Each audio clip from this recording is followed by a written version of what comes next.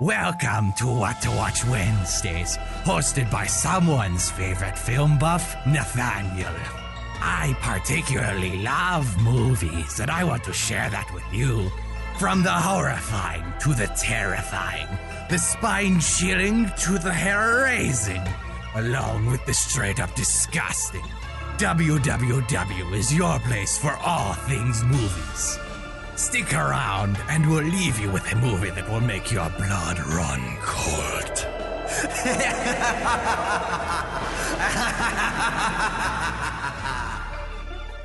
88.1 The Burg, your music central. Welcome back to What to Watch Wednesdays. My name is Nathan, the host of the show, and tonight we are talking about a particular area, not era.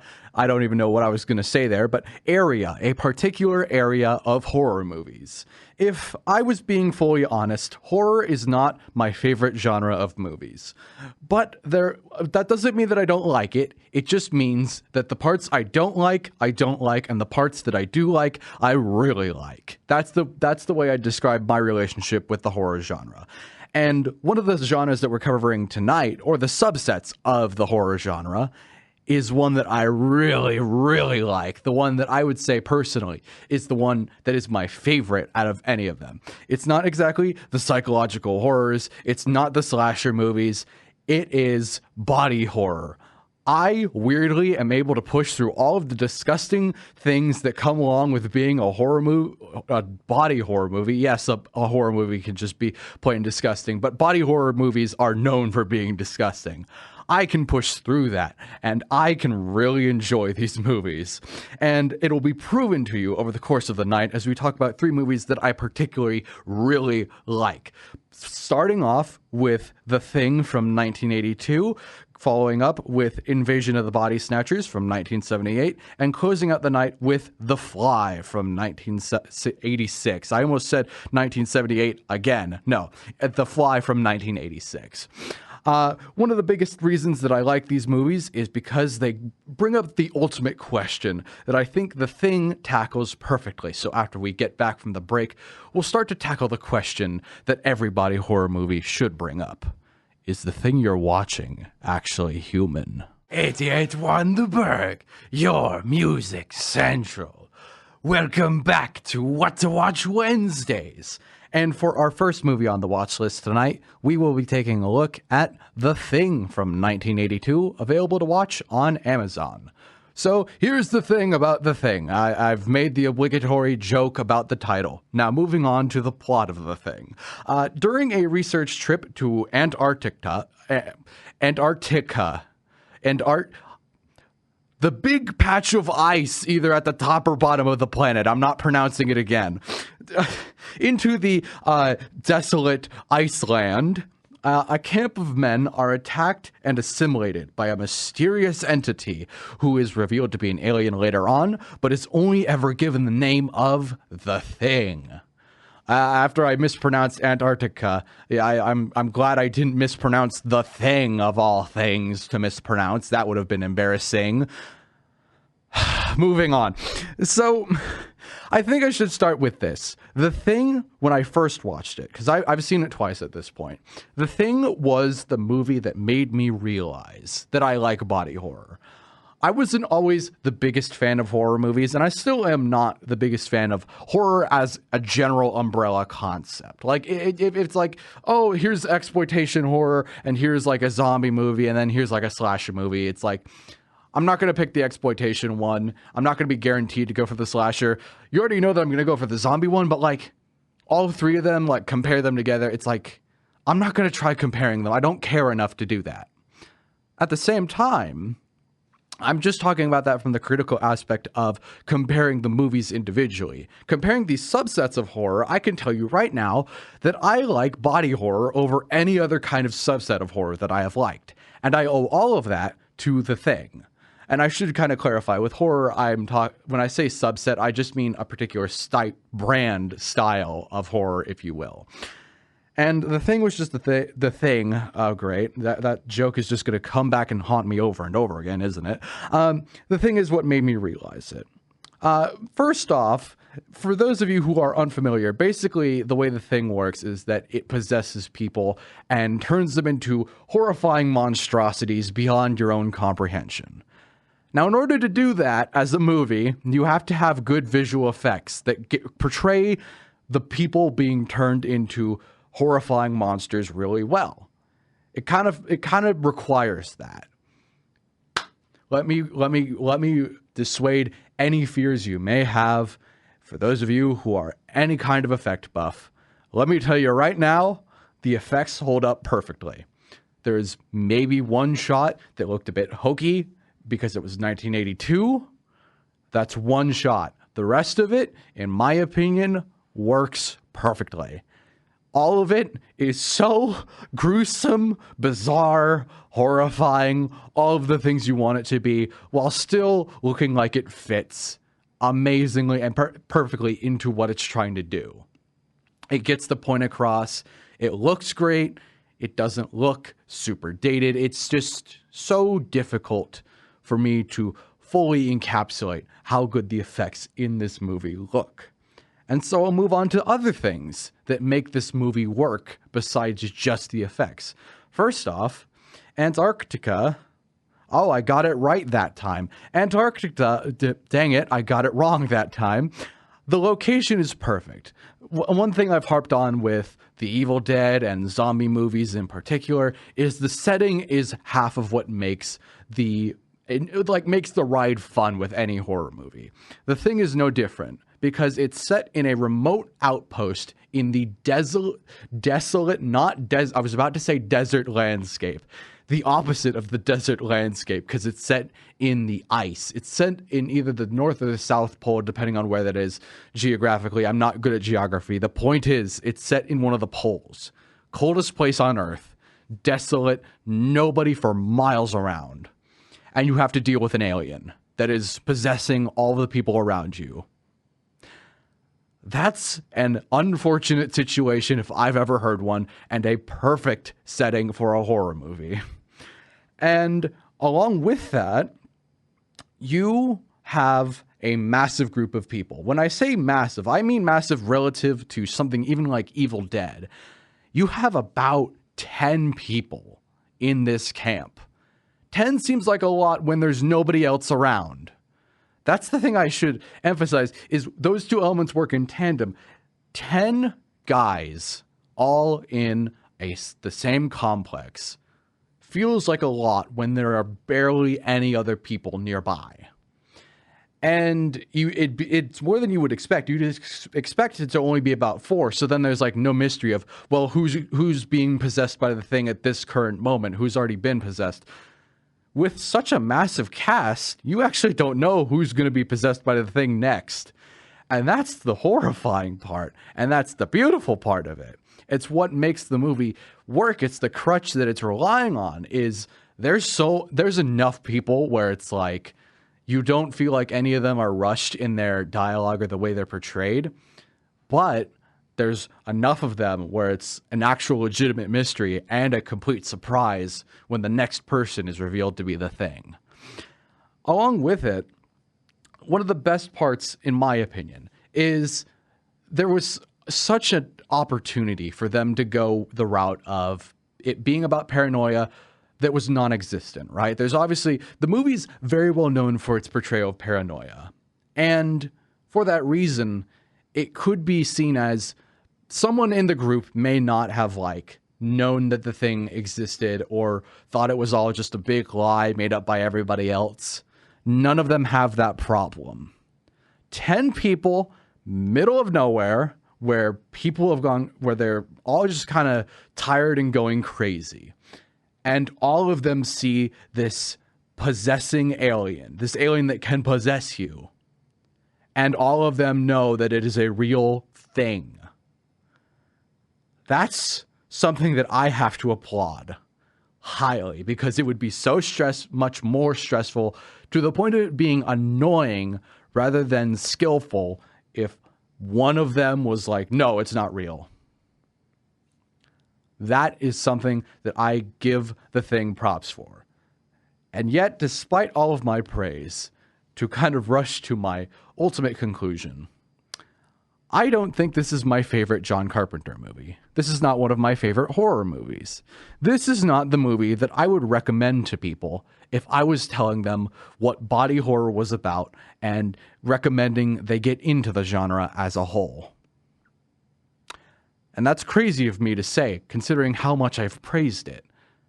But my main conclusion with the thing is I personally do like it, and some people tell me it's their favorite movie of all time. I'm not going to fault them for liking it. I'd have to fault myself if I said that it's a bad opinion to like the movie. But in terms of a body horror, if you're a bit squeamish and you're kind of curious, then the next movie we'll be talking about is the one that I'd recommend the most. And that will be Invasion of the Body Snatchers. But before that, we're going to take a quick break, so stick around for that. 88.1 The Burg, your music central. Welcome back to What to Watch Wednesdays. And for our second movie on the watch list tonight, we will be taking a look at Invasion of the Body Snatchers from 1978, available to watch now on Amazon. So basically the plot line of Invasion of the Body Snatchers follows members of the San Francisco Health Department as they get wrapped up, or more so become aware of, this mass hysteria where people start reporting that their close loved ones, members of their family, their spouses, boyfriends, girlfriends, are no longer the same person. That includes children as well. Everyone is convinced that somebody close to them is not the person they used to be. And that's all I'm going to tell you about the plot. If you're not familiar with what happens next, then I would recommend going to watch Invasion of the Body Snatchers. Specifically the one from 1978. Because let me tell you something, listener. I like the movie The Thing from 1982. And I like the movie that we're going to be talking about next, The Fly from 1986. But if I was to talk to somebody who'd never heard of the body horror genre, or the body horror subset of the horror genre, and they weren't really sure if they'd like it at all, and they kind of understand the basic concept of it after I explain it to them, and they're like, okay, which one should I start with? What would be the best one to start with? Personally, I don't think you can go wrong with Invasion of the Body Snatchers from 1978. Part of that is also because, for someone who doesn't like the body horror genre, who's absolutely disgusted by the ideas that it represents, I can also recommend Invasion of the Body Snatchers from 1978 on the sheer basis of it being tame in comparison to most body horror movies, especially the one that we're going to be talking about next, and The Thing. And for it to do that, it has to be a pretty good movie, wouldn't you say? It has to be able to appeal to both people who love body horror, like me, and people who don't like body horror.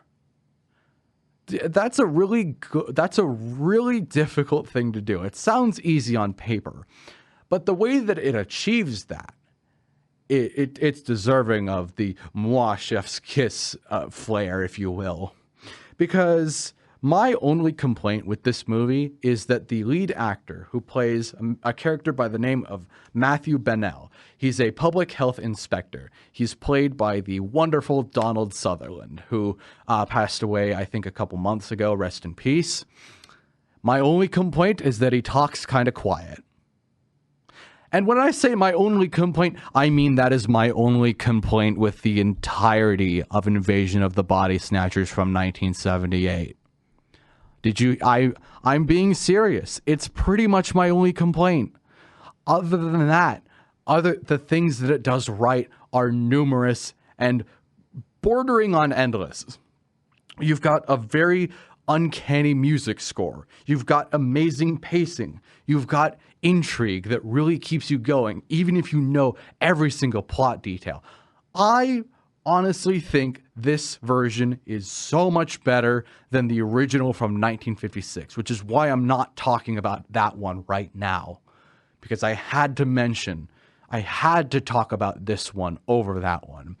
So many of the things that this movie does are ripped straight from the original movie, and yet they do it in ways that work. They've got this kind of I guess for a mild spoiler warning for those of you who have never heard of this or don't know anything about the plot, they basically find this shriveled up human who looks like he's featureless, essentially bordering on being an actual human being. It's just a carcass that they find. And everyone gets confused and horrified by it. But in the original movie, it looks like dog water. They don't even zoom in on it. In the 1978 version, you get a full close-up of it, and you get to soak in exactly what they're trying to show you with this weird-looking corpse. And that's just one simple example. I'd say overall, from the perspective, the acting, the writing specifically, the way it is all laid out in front of you, and from the way the thing progresses and the way it ends, everything about it is better. And I didn't even tell you yet that it has Leonard Nimoy. So if you like Star Trek, then you might like this movie. I can tell you personally that Invasion of the Body Snatchers was a complete mind bender for me, because I was like, I didn't know Leonard Nimoy had normal ears. I thought his ears were pointy. That's a joke. That's a joke. I've seen him as Spock and only Spock, and so seeing him without the pointy ears is crazy. But I should also mention that if you're not a fan of body horror, I can say that you would probably enjoy Invasion of the Body Snatchers, 1978.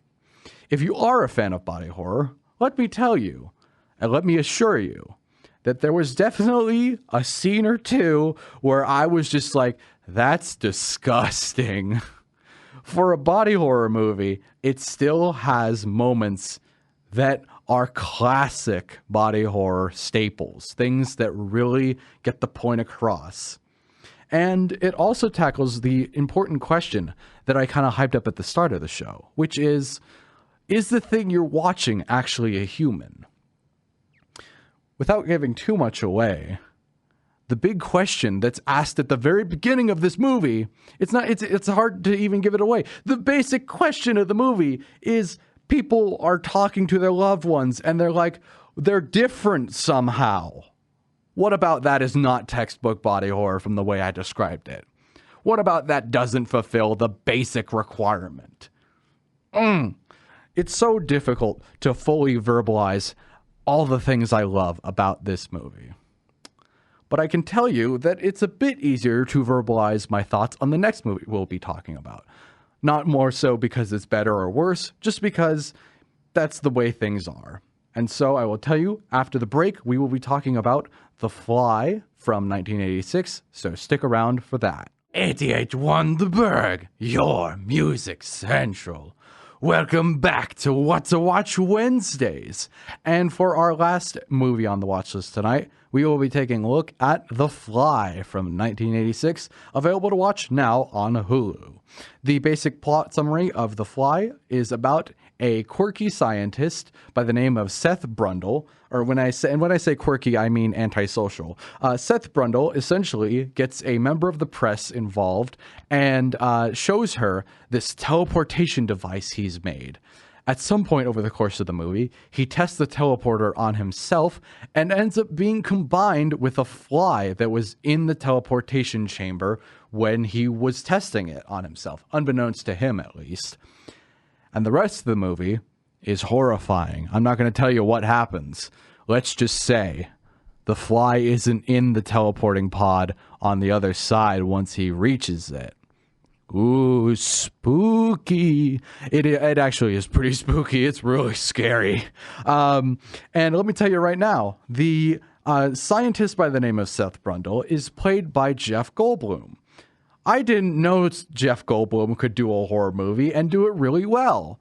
And I didn't know he could be that quirky, antisocial character, but also have charisma to him. I know he's Jeff Goldblum, but come on.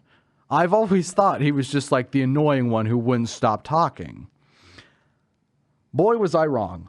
I think that Jeff Goldblum in The Fly is my favorite Jeff Goldblum performance ever. At this current stage, at least. And yes, I like him in The Fly more than I liked him in Jurassic Park. I think most of that just comes from him being the main actor in this movie. Whenever he's been in something like Jurassic Park or even Invasion of the Body Snatchers from 1978, I didn't even mention that he was in that movie. He's often the kind of annoying one or the snarky one or the nerdy one who's just kind of there and doesn't contribute as much as he should. Whereas in this movie, he has a great balance of being snarky, but also being kind of punished from his own naive sort of outlook or attitude and being extremely obsessed and having his creation backfire on him to the point where it's fine that he's snarky because he gets comeuppance later down the line because he's the main character who needs to have an arc in order for the story to work. Do you see why I actually kind of like Jeff Goldblum in this movie more specifically? I think it's just that I've never seen him be the main actor before this point, and seeing him be the main actor in The Fly was a massive improvement. I will say there isn't a massive jump in between my opinion on the director of this movie, David Cronenberg, because I've only seen one of his other movies, that being The Dead Zone from 1983 for some reason. I don't know why I watched it. And it was a fine movie. It was just fine. And then I watched The Fly, and I was like, yeah, that was above fine. But I think from what I've seen, it's very biased going off of two movies of all things. I think David Cronenberg is capable of making a fine movie that functions and works, and The Fly is a good example of a movie that is just above only fine. Most of that only fine part comes from every part that is not spent with Brundle and his mutation. All the parts that are above fine are spent with Brundle and the mutation. Do you see the dichotomy there? All of the plot progression kind of centers around him introducing his teleportation device and him like testing it out on a monkey and him explaining to this press girl how it works and why he does it. And then him and the press girl falling in love. And it's not boring by any stretch of the imagination, but it's very clearly kind of stretching out the time before we get to him mutating and merging with the Fly, kind of like how I'm stretching it out before I talk about that part. Do you see the comparison there? It's totally intentional, and I've tricked you all once again. At any rate, the thing that really gets to me is the ending to The Fly. It's very notorious. Because it's extremely disgusting. It's so unsettling. It's so creepy and disturbing that I was shocked in a way that it ended so viscerally. I was expecting it to do that, and I'd seen the images. You've probably seen the images too if you've heard of this movie before. I didn't expect it to be as good along with being that visceral. I was fully expecting it to possibly be a bit cheesy. I was expecting it to kind of match up to the weird tone that the movie had. And it even kind of loses steam during some of the mutation parts. At one point, Seth Brundle just calls himself Brundlefly, and I was very nearly like, that's stupid. And then the ending happened about like 20 minutes after that. And before that, there was like really good sequences where I was like, now I'm kind of disturbed, actually. This is horrifying. Then we get to the ending sequence and I'm like, now I'm properly disturbed and horrified. Okay, I was proven quite wrong. I think it was just a bit of a lapse there. I will say as well that I don't want to spoil the ending fully and totally. But I think it's my favorite ending that I've seen in a long while. There's not much I can say further than that. But efficiency at the beginning and efficiency at the end is something that I think we take for granted with a lot of movies, and horror movies specifically. And The Fly is the best example I can think of here's 5 minutes spent establishing stuff. Okay, cool. Here's the ending. It's the last 5 minutes. It's the most intense and scary and horrifying part of the movie. And we're going to cut it off as soon as it's over. Thank you. Thank you. That's what I want. That's what I want. I want efficiency. I want something good. And I think part of that just comes from it being directed by someone who knows what they're doing. But I think there's a consistent theme that I've seen. And that is body horror movies can result in great stories that you really can't top anywhere else. At least that's my opinion. And I'm biased because I like body horror movies. But if you want to hear any of my other opinions on body horror movies that I haven't already stated, which I will have a lot more to state by the time this happens, please do tune in to What to Watch Weekends, which will be this Sunday from 8 to 10 p.m. Normally it's on Saturday, but this Saturday is homecoming weekend. And so instead, we're going to be moving the show to 8 to 10 on Sunday. And I will be talking about a lot more body horror movies, and it'll be a very great time. So please do tune into that. Other than that, I will be back here on What to Watch Wednesdays next Wednesday from 8 to 9 p.m. As always, we'll be talking about slasher movies to celebrate Halloween specifically. Please follow What to Watch Wednesdays on Instagram at What to Watch Wednesdays, all one word, no caps, no spaces. And until next time, I'll be here on What to Watch Wednesdays telling you what to watch. Bye.